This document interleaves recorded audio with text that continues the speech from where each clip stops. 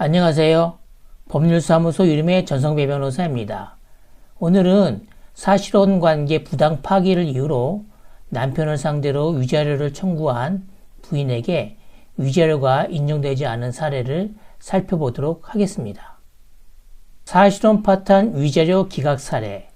쌍방 책임이 대등할 때 위자료는 받을 수 없다. 수원가정법원 사건입니다.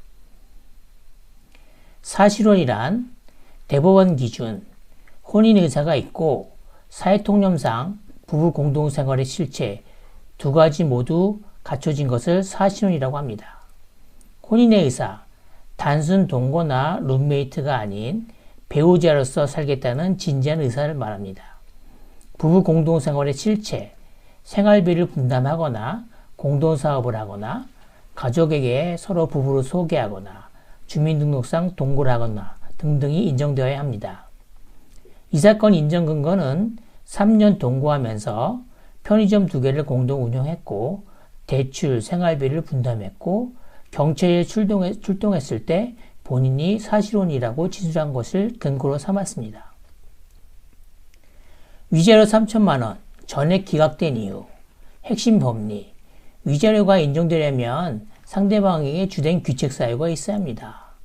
원고의 경우 다툼 후 피고 명의 통장과 OPT 단말기를 무단으로 반출했습니다. 사실혼 기간 중 피고 명의 계좌에서 임의로 금전을 인출했습니다.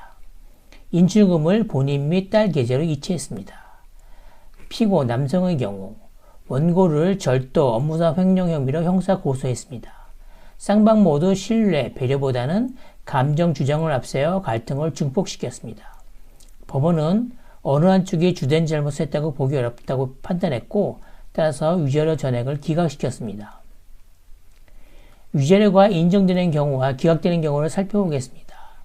위자료 인정 가능성 높은 경우는 상대방의 외도가 명확한 경우, 상대방이 일방적 폭력이나 폭언, 상대방이 일방적으로 관계를 파기한 경우, 상대방의 중대한 기망행위 등이 인정될 가능성이 높습니다. 위자료가 기각될 가능성이 높은 경우는 쌍방 모두 갈등을 키운 경우, 원고 측에도 재산 유용 등 잘못이 있는 경우, 파탄 원인이 불분명한 경우, 원고가 먼저 집을 나간 경우 등에는 위자료가 기각될 가능성이 높습니다. 재산 분할은 6,350만 원이 인정됐습니다.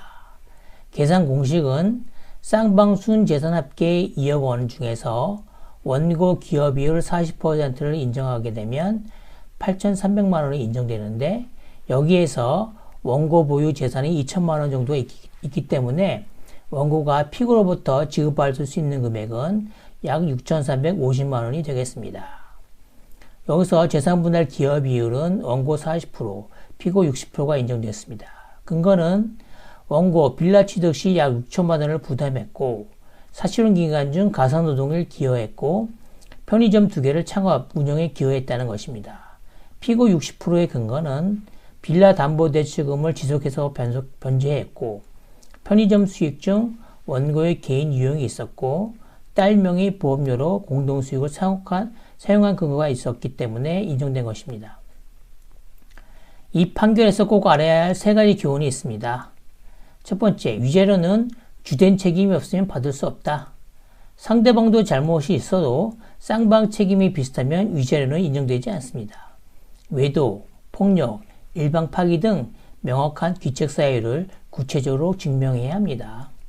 사실혼 중 상대방의 재산을 임의로 사용하였다. 재산 분할 비율에서 불이익을 받을 수 있습니다. 편의점 수익을 개인 용도로 사용한 것이 원고 비율을 낮추는 데 결정적으로 작용했습니다. 공동재산 일방 사용은 반드시 불이익을 초래합니다. 파탄 이후 재산 변동은 반드시 증명해야 합니다. 파탄 이후 상대방이 처분한 재산은 용도를 입증하지 못하면 분할 대상에 포함됩니다.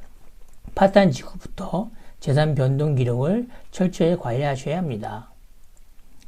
사실혼에서는 반드시 확인할 사항이 있습니다. 공동재산 내역을 미리 파악하고 증거를 확보하세요. 규칙사유 증거, 문자나 녹음이나 진술 등을 체계적으로 보존하세요. 파탄 이후 재산 변동은 반드시 용도를 증명하세요. 사실혼 해소, 즉시 2년의 재산 분할 청구 기한이 시작됩니다.